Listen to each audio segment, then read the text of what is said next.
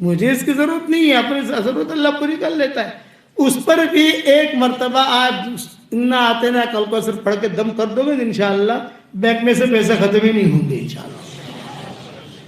جب بھی پیسہ گنو نا، جیسے پیسہ گنتے اندر رکھتے ہیں، تو ایک مرتبہ سورہ کوثر پڑھ کے دم کر دو. بہت مجرب ہے، بہت مجرب. سلف صالحین کا معمول تھا. اور 3 نصیحتیں بات ختم کرتا ہوں. یعلم سرکم، تمہارے باطن کو اللہ جانتا ہے. وجہرکم، تمہارے ظاہر کو جانتا ہے. ویعلم ما تکسبون، جو تم کرتے ہو وہی معلوم ہے. اور آخر میں کیا لکھتے تھے؟ وَهُوَ مَعَكُمْ أَيْنَمَا كُنتُمْ، وہ تمہارے ساتھ ہے جہاں پر بھی تم ہو. یہ 4 چیزیں اپنے دل میں بٹھا لو. ہمارے باطن کو جانتا ہے، ہمارے ظاہر کو جانتا ہے، جو کچھ ہم کرتے ہیں وہ بھی اس کو معلوم ہے. جہاں ہم ہیں وہ سب ہمارے ساتھ ہے. اس لیے اس یقین کے ساتھ زندگی گزارو. اس کے لیے ہم اللہ کے راستے کی بھی تشکیل کرتے ہیں، دعاؤں کا اہتمام کرنے کی بھی تشکیل کرتے ہیں. اور کوئی نماز ہماری ضائع نہیں ہونی چاہیے.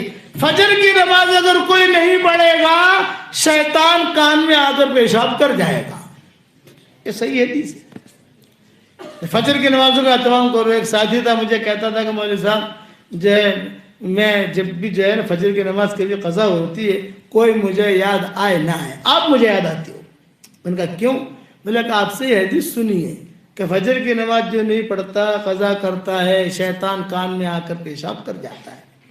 تو میں یوں کر کے صاف کرتا ہوں، یہ کر کے. میں نے کہا ایسے صاف نہیں ہوگا. ہو ایک صحابی تھے، ان کا نام تھا معاویہ ابن معاویہ لیثی. بہت بیمار تھے. صحابہ و سارے حضور صلی اللہ علیہ وسلم تبوک گئے. اس وقت میں یہ مدینہ منورہ میں بیمار تھے، یعنی سفر کے لائق نہیں تھے. تو روایتوں میں آتا ہے کہ حضور نے چھوڑ دیا ان کو، بیمار ہے. لیس علی الاعمى حرج ولا علی الأعرج حرج ولا علی المریض حرج. خیر چھوڑ دیا. آگے جب تبوک پہنچے تو حضرت جبریل آئے اور حضرت جبریل نے آ کر کہا کہ حضرت وہ معاویہ ابن معاویہ لیثی انصاری کا انتقال ہو گیا ہے وہاں، تو ہم کیا کریں؟ ان کا جنازہ وہاں پڑھ لیں، ہم ان کو نہلا دیں، وہاں دفن کر دیں، یا ان کا جنازہ یہاں لے کر آئے؟ آپ نے فرمایا نہیں بھائی، جنازہ یہاں لاؤ. مدینہ منورہ سے تبوک 600 650 700 کلومیٹر ہے. سارے فرشتوں کا جنازہ لے کر تبوک آئے. حضور صلی اللہ علیہ وسلم نے جنازے کی نماز پڑھی. جنازے کی نماز پڑھنے کے بعد حضور صلی اللہ علیہ وسلم سے حضرت جبریل نے پوچھا کہ حضرت تبوک میں دفن کریں یعنی مدینہ لے جائیں؟ آپ نے فرمایا نہیں بھائی مدینہ لے جاؤ. لیکن آپ نے ایک سوال کیا، جبریل آدمی جہاں مرتا ہے وہاں دفن ہو جاتا ہے، اس کا اتنا اعزاز کیوں ہوا؟ بھائی آسمانوں سے فرشتے آئے، پھر ان کی لاش کو لے کر یہاں آئے، میں نے جنازے کی نماز یہاں پڑھی، اور پھر ان کو لے کر جو ہے ساتھ گئے تم مدینہ، وہاں دفن کیا، یہ اعزاز کیوں ملا؟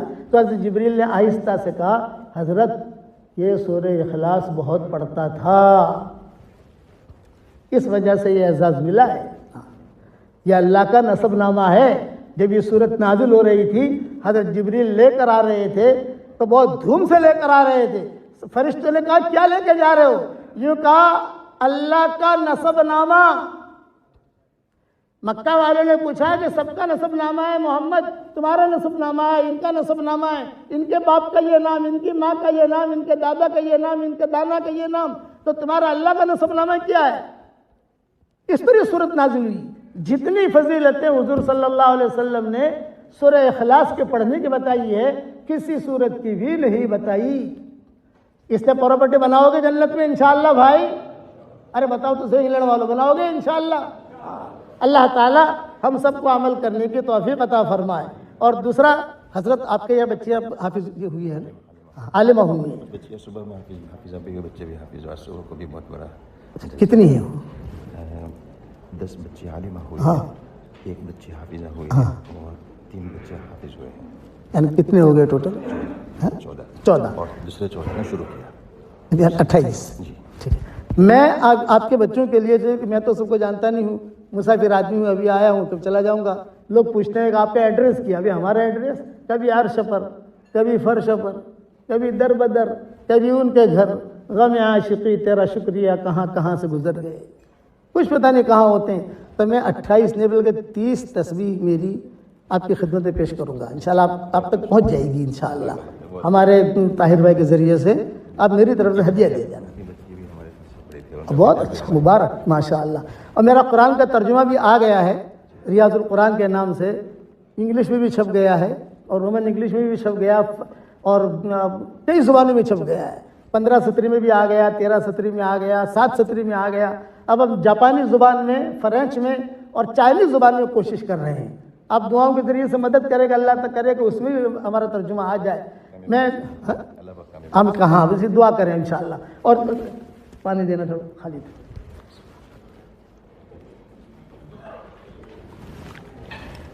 اب دیکھو میں ایک کیش بزنس کرواتا ہوں آپ کو.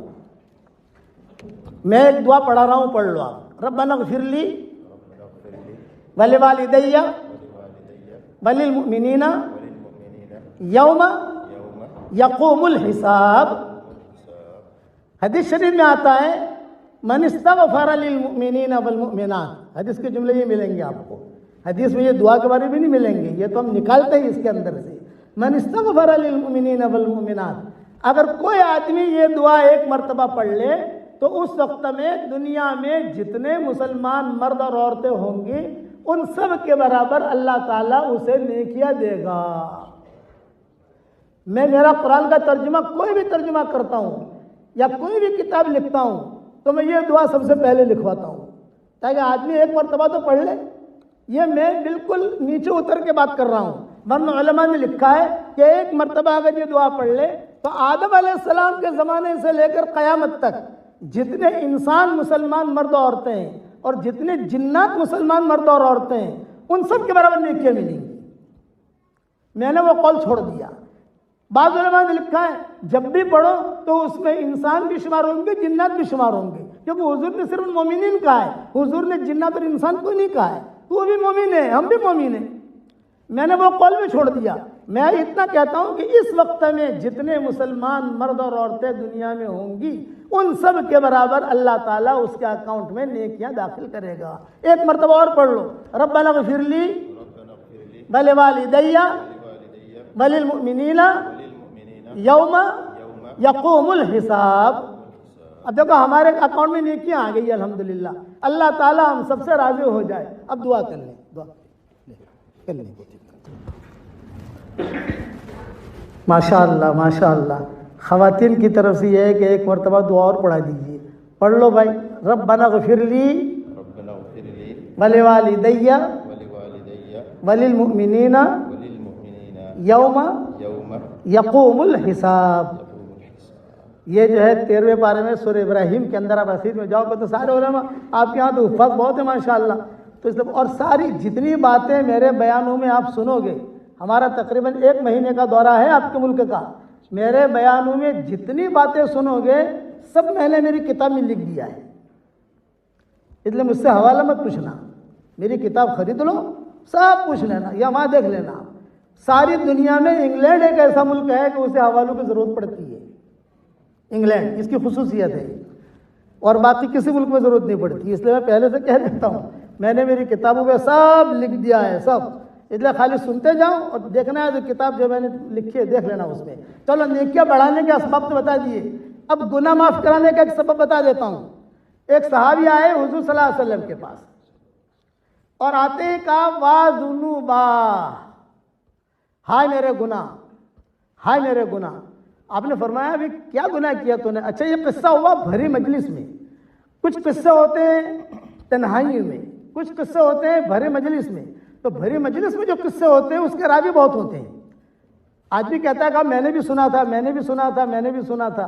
یہ قصہ ہوا بھری مجلس میں اور وہ کہنے لگے وا ذنوبا، وا ذنوبا، ہائے میرے گناہ، ہائے میرے گناہ. آپ نے فرمایا بھئی یہاں قریب آ جاؤ، بڑے میاں قریب آ جاؤ. وہ آئے اپنی لکڑی لے کر حضور صلی اللہ علیہ وسلم کے سامنے بیٹھ گئے. آپ نے فرمایا کیا گناہ ہوا؟ تو بڑے میاں نے کہا کہ حضرت شرک کے علاوہ سب گناہ میں نے کیے ہیں.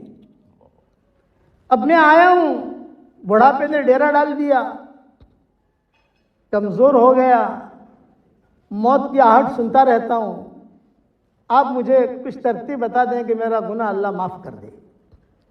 تو آپ نے کیا فرمایا؟ ہاں کر لو، اب اس طرح واجب تو زیادہ اچھا ہے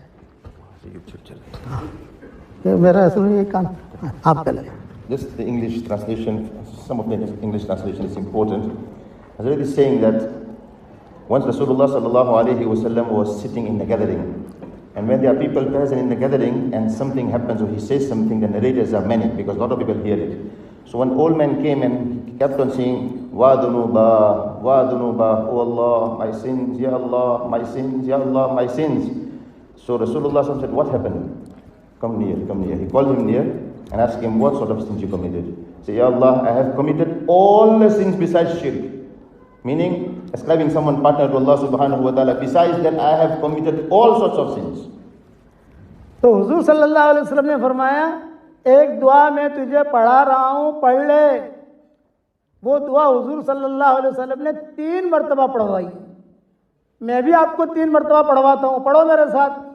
اللہم، So Rasulullah sallallahu alaihi wasallam said that I will make you recite this dua 3 times. So recite after me. So Maulana is saying, I will also make you recite the same dua which Rasulullah sallallahu alaihi wasallam told that Sahabi.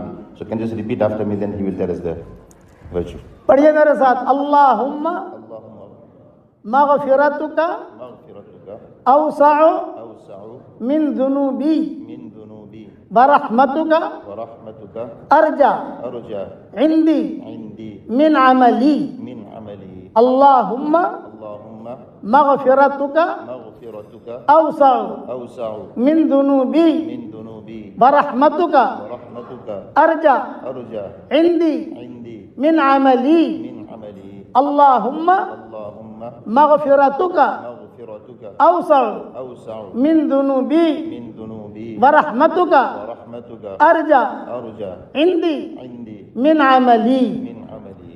3 مرتبہ حضور صلی اللہ علیہ وسلم نے پڑھوایا، پھر بڑے میاں سے کہا قم قد غفر اللہ لک، کھڑا ہو جا، اللہ نے تیرے سارے گناہ معاف کر دیے۔